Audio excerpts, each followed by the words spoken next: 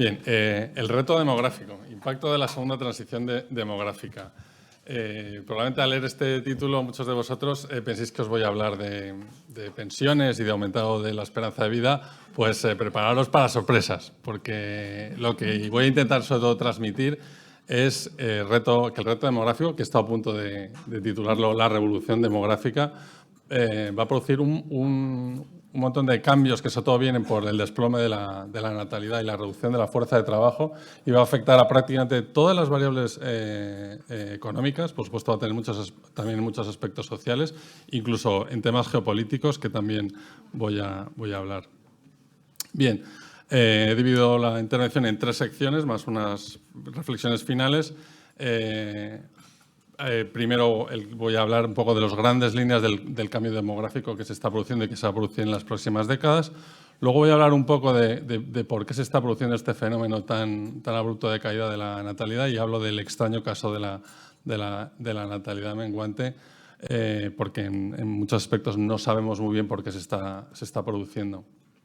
Y por último, la parte más importante, creo, del artículo, voy a intentar esbozar. En el artículo vais a ver en más detalle los principales impactos que van a ser muy importantes sobre la tasa de ahorro, la inversión, el crecimiento económico, la productividad que van a tener los cambios demográficos. Bien, el gran cambio demográfico. Este primer gráfico nos retrotrae al año 12.000 a.C., ni más ni menos, y es la evolución de la población mundial, ¿no? Desde entonces hasta nuestros días. Como podéis ver, pues lo que tenemos es un crecimiento lineal hasta que, digamos, en el siglo XIX, a raíz de la revolución industrial y sobre todo en la primera parte del siglo XX, con todo tipo de avances médicos, se produce una explosión demográfica. Hasta llevarnos a, justo este año, hemos cruzado la barrera de 8.000 millones en el planeta. Hay que decir que esta explosión demográfica no ha traído ninguno de los horrores maltusianos que se predecían, sino todo lo contrario.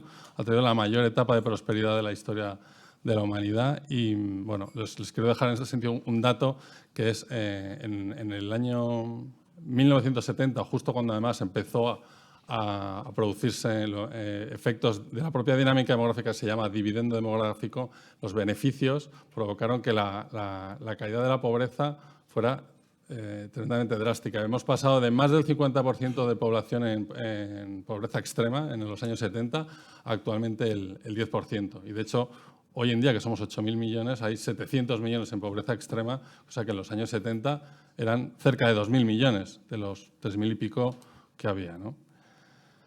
Bien, pues estas son las previsiones que tenemos para los próximos años. Como veis, el panorama es muy distinto, ¿no? De los 8.000 actuales se prevé que la población empiece a estabilizarse en torno a la década de los 50 y a partir de ahí de crecer. Bien, a primera vista, si veis este gráfico diréis, bueno, pues tampoco parece tan alarmante, ¿no?, la situación. Vamos a crecer todavía 2.000 millones más, y luego el decrecimiento no parece tan grave, ¿no? Bueno, pues esta idea creo que es equivocada por varias razones. Primero, porque los cambios en la estructura de la población que provienen de la caída tan abrupta de la natalidad se van a producir ya mucho antes. De hecho, se están produciendo ya mismo, ¿no? Que sobre todo provienen de la caída de la fuerza de trabajo en relación a la población dependiente, ¿no?, que sería aquella que está jubilada o que no ha llegado todavía a la de trabajar, ¿no? Y luego, por otro aspecto, también esa línea es un poco engañosa, porque aquí os he incluido, aparte de la línea de la población mundial, la línea de la población mundial excluyendo África, porque la mayor parte del crecimiento demográfico se está produciendo en África. De hecho, prácticamente esos 2.000 millones adicionales se van a producir en África, sobre todo en África subsahariana. Si excluimos esto, la población probablemente se va a estabilizar en la década de los 40 y en el resto, digamos, del globo, y va a empezar a decrecer en la década de los 50. Además, hay otro elemento añadido, que es que estas previsiones, que provienen de la División de la Población de la ONU, están basadas digamos, en estos escenarios. Digamos, esa línea proviene del escenario central dibujado por las Naciones Unidas. Aquí tenéis el gráfico de lo que se llama la tasa de fecundidad, que es como se mide en demografía la natalidad, ¿no? La tasa de fecundidad no hace referencia a la posible fertilidad que tenga biológica una mujer, sino al número de hijos que efectivamente tiene una mujer, ¿no? Digamos que veis en el gráfico que hemos pasado en los años 70 en el globo casi 5 hijos por mujer. Actualmente estamos en 2,3, ligeramente por encima de la tasa, digamos, mágica del 2,1, que es la tasa de repoblación, digamos, de reposición, digamos, de la población, ¿no? Donde se mantendría estable a largo plazo. Bien, pues y como veis, la línea que dibujan las Naciones Unidas es relativamente optimista en el sentido de que considera que hay una cierta estabilización. Sigue decreciendo la natalidad, pero digamos que no se cruzaría el punto del 2,1 hasta todavía por lo menos la próxima década, cosa que muchos otros estudios sí lo ponen en tela de juicio. Y personalmente, viéndolo, yo creo que nos acercamos bastante más a la zona de abajo del escenario de fertilidad baja, esa línea negra en la que podríamos cruzar ya para el globo entero la tasa de 2,1 a finales de esta misma década. Bien, ¿por qué está produciéndose esto? Yo le hablo del extraño caso de la natalidad menguante porque verdaderamente sorprende la magnitud y universalidad, porque no es ya un tema solo de países desarrollados de renta alta, se está produciendo también en muchos países emergentes de renta media y además la magnitud y la velocidad que se está produciendo no se explica con los modelos tradicionales que había de que explicaban la natalidad, ¿no? Bien, aquí podéis ver, por ejemplo, para que veáis cómo está extendido por regiones. La barra roja es la misma, la tasa de fertilidad, ¿no? De hijos por mujer. Estamos en 2,3, como os decía. Y a la derecha solo está África. Y el resto de regiones del mundo ya está por debajo de este 2,1, ¿no? Y fijaros que, digamos que la zona más baja sería Asia Oriental y el sur de Europa, que tiene unos aspectos, por cierto, en común, que a ver si luego tengo tiempo de comentarlos. Bien, como os decía, la explicación tradicional de la natalidad proviene sobre todo de la renta. A medida que aumenta la renta per cápita se producen, bueno, primero sobre todo un coste mayor de criar a los hijos, pero también una serie de cambios sociales, inclusión de la mujer en el mercado de trabajo, bueno, una serie de aspectos que no tenemos tiempo de entrar, pero bueno, digamos que la renta ha sido casi siempre un proxy muy bueno para explicar la natalidad. Y bueno, viendo este gráfico, pues efectivamente sí parece que lo explica en bastante, ¿no? Pero lo que estamos viendo es que países, digamos, que actualmente todavía no tienen una renta alta, están llegando a cifras de natalidad muy bajas que no, por ejemplo, que no se observaron en los países de renta actual en su momento, cuando tenían esa renta. Aquí veis que la renta media, países de renta media ya están en el 2,2. Y como ejemplo os quiero poner la India, que es muy importante para empezar, porque ya este año es el país más poblado del mundo. Y la India ya está por debajo del 2,1. Aquí tenéis cómo ha caído la tasa de fecundidad de la India y está en 2. Y bueno, como veis, otra vez las Naciones Unidas pronostica una caída más suave en los próximos años, pero que no tiene por qué producirse, ¿no? Bien, ¿qué está pasando? Bueno, pues hay toda una serie de teorías ya que hay que entrar un poco en el mundo de la sociología, pero antes, bueno, para recalcar una vez más que la renta no lo explica todo, aquí os comparo la India con Israel. Israel es un país de casi de $50.000 de renta per cápita y tiene hoy en día una tasa de fecundidad de 3 hijos por mujer, y la India pues con una renta per cápita de 2.000 de 2. Y no solo, además, en Israel, bueno, que tiene unas características muy especiales, por su población ultraortodoxa, donde la natalidad es altísima, pero incluso entre su población secular se ha mantenido relativamente alta y ha crecido en los años 90, cosa que es el único país del mundo que esto ha sucedido, ¿no? Y todo apunta a que hay una serie de valores culturales, religiosos y digamos que están afectando a todo el mundo, que Israel, digamos, sería una excepción. En el artículo hablo más extensamente de esto. Yo os voy a traer aquí, por ejemplo, cómo llama la atención pues, que más allá de la renta, me parece muy significativo el ejemplo de lo que se llaman los DINKs, que es Double Income No Kids, que es un fenómeno de, digamos, parejas en la que los dos trabajan y tienen rentas y deciden, como opción de vida, no tener hijos. Y eso, que antiguamente, pues ya digo, era absolutamente excepcional, pues hoy en día es un fenómeno que es creciente, sobre todo, por ejemplo, estamos viendo en algunos países asiáticos. Y luego también quiero hablaros de una de las teorías que a mí me ha llamado más la atención, es cómo la baja natalidad tiende a retroalimentarse. Y esto, por ejemplo, explicaría por qué países como del sur de Europa y en Asia Oriental, que tienen como digamos, valores tradicionales muy familiares, ¿no? Que parece un contrasentido, ¿no? Cómo justamente zonas del mundo donde tienen valores tradicionales familiares tienen natalidad tan baja. Bueno, pues esto podría venirse por lo que se llama el efecto de la generación sándwich.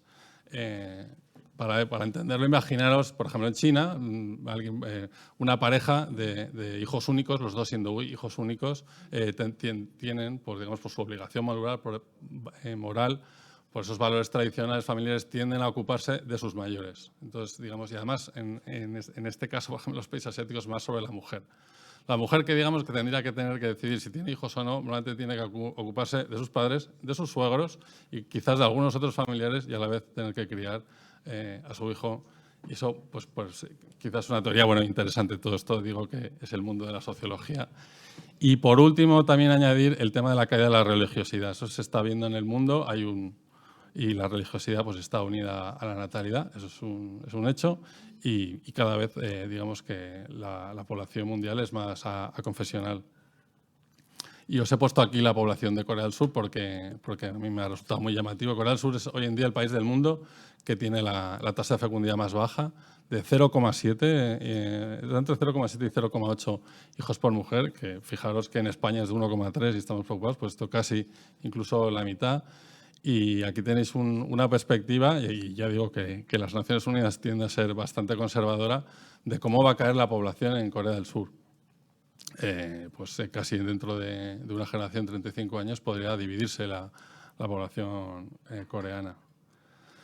Bien, impacto económico. Esto yo creo que es la parte más mollar, digamos, del artículo y que yo creo que más les puede interesar, porque va a tener un montón de efectos económicos. Para entenderlo, primero voy a explicarles un poco el modelo tradicional de transición demográfica, para que entendan primero el concepto de dividendo demográfico, de los beneficios que trajo la primera transición demográfica. En el gráfico podéis ver arriba las tasas de natalidad y mortalidad, ¿no? Antes de la revolución industrial, digamos que vivíamos en un mundo donde había una natalidad y mortalidad muy altas, ¿no? Se tenían muchos hijos y morían muy jóvenes, y en un momento dado, con todos los avances, pues la mortalidad cayó en picado, y ahí es donde se produce esa explosión demográfica. Y con posterioridad, digamos, ha ido cayendo la tasa de natalidad. Y entonces aquí veis luego en la línea amarilla cómo se evoluciona la población. Y debajo tenéis en cada estado, digamos, de este proceso de transición demográfica, las pirámides de población, cómo iban, ¿no? Y entonces, este modelo, que de hecho no se llamaba primera transición demográfica, se llamaba a secas el modelo de transición demográfica, porque se estimaba que concluía en un punto final donde tanto la natalidad como la mortalidad eran bajas, pero la natalidad era suficientemente alta como para permitir todavía un crecimiento lineal más o menos estable de la población. Y vamos hacia esa pirámide de la población que veis ahí tachada, y en cambio, pues lo que se está viendo es que no, que vamos a esta otra que os he puesto ahí abajo, que sería la de, por ejemplo, la que se pronostica para Corea del Sur en el año 2050. Y la característica básica es el estrechamiento que se produce entre la población en edad de trabajar, entre 15 y 65 años, ¿no?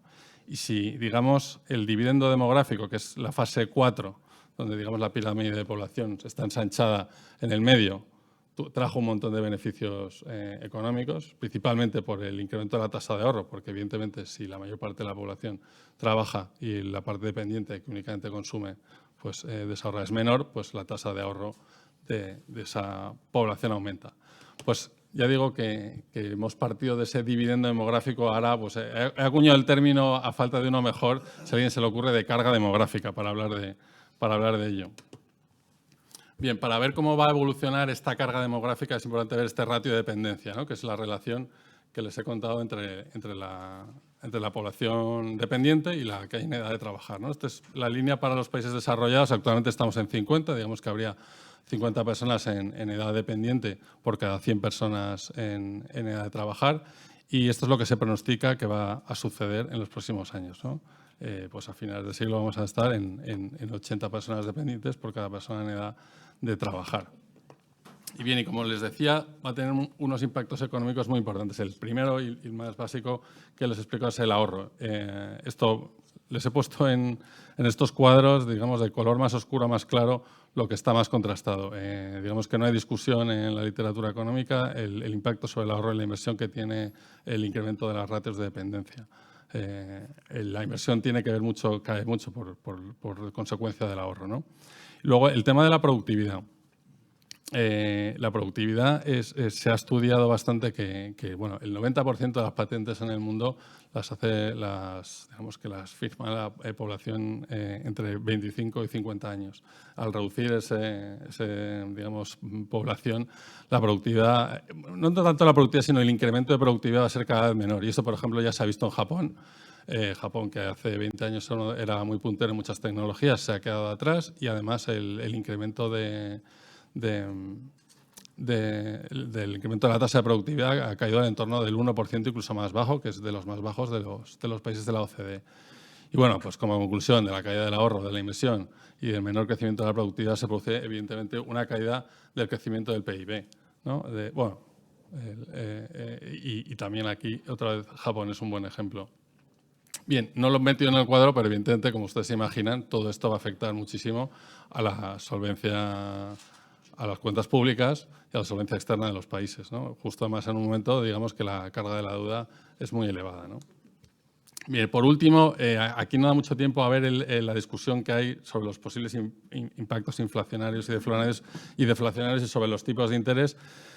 Pero yo sí quiero comentar que, bueno, hay un debate y no hay un acuerdo sobre esto. Mi impresión es que en la mayor parte de los países desarrollados, sobre todo, tendrá un efecto posiblemente deflacionario, pero lo que sí yo veo, lo que está muy claro es que tanto la inflación como la deflación será del tipo mala. Y me voy a explicar. Una inflación, digamos, buena, entre comillas, es aquella derivada de un incremento de la demanda y del poder adquisitivo que persiguen, digamos, un número de bienes pues menor, ¿no? Y, en cambio, la inflación, digamos, mala es cuando se reducen los bienes o se aumentan los costes de producción, ¿no? Y lo mismo pasa con la deflación. Hay una deflación buena, que es un poco la que hemos tenido proveniente de China en los últimos 40 años, de incremento de la producción, bienes cada vez más baratos, ¿no? Y hay una deflación mala que es por la caída de la demanda, ¿no? Pues creo que, como veis, en un mundo en contracción de población, probablemente tanto la inflación como la deflación serán del tipo negativo. Bien, os voy a poner algunos ejemplos de países para que veáis algunos impactos. Primero, Japón, ya he hablado. Japón es el primer país que ya está sufriendo unas tasas de dependencia, ahora ya está en un ratio de 70 y, como podéis ver, pues la tasa de ahorro ha caído notablemente. Afortunadamente para Japón partía de una tasa de ahorro muy elevada y eso todavía... Y actualmente pues tiene una tasa de ahorro en torno al 25%, que es más o menos parecida, por ejemplo, a la que tenemos en España o en muchos países europeos. Cosa que habría que decir que ojo, a nosotros que no nos pasará lo mismo, que no provenimos de unas tasas de ahorro tan elevadas. Y luego quiero hacer mucho hincapié en el tema de China, porque China no solo que sea un ejemplo, sino que por su propio peso en el mundo y por sus implicaciones, el cambio demográfico que va a tener va a ser muy trascendental en el sistema financiero internacional e incluso en el tema geopolítico.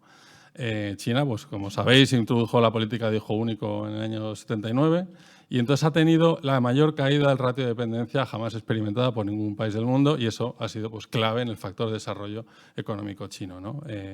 China, además, justo coincide con el punto más bajo de ratio de dependencia, por debajo de 40, que tampoco ningún país jamás ha registrado, registró unas tasas de ahorro de más del 50% del PIB, justo en el año 2010. Y como veis, pues lo que se prevé para China es el camino inverso y de manera con una intensidad muy similar. A lo mejor que en los años 50 va a tener un ratio de dependencia de 80, ¿no? Y bueno, a la derecha les he puesto el gráfico de las reservas para que vean unas posibles implicaciones sobre el sistema financiero internacional. Este inmenso ahorro chino fue una de las razones por las que, digamos que Estados Unidos ha podido financiarse de forma muy barata y unos tipos muy bajos en el mercado, porque, digamos, todo este ahorro chino gran parte se ha canalizado en modo de reservas oficiales chinas, ahí veis, que de prácticamente ser el 5% de las reservas mundiales, ahora es 1/3 de las reservas mundiales y todo está en bonos del Tesoro americano, ¿no? Y pues esto evidentemente va a cambiar. Y otro elemento que también es importante del cambio demográfico es que está haciendo replantearse a muchos las previsiones sobre el posible sorpaso de China a Estados Unidos. En los últimos años ha habido, de hecho este año, ha habido varias casas de análisis. Por ejemplo, fue muy conocido que Goldman Sachs digamos, aplazado este sorpaso del PIB a precios de mercado, esto es, de China a Estados Unidos a los años 40. Bien, pues,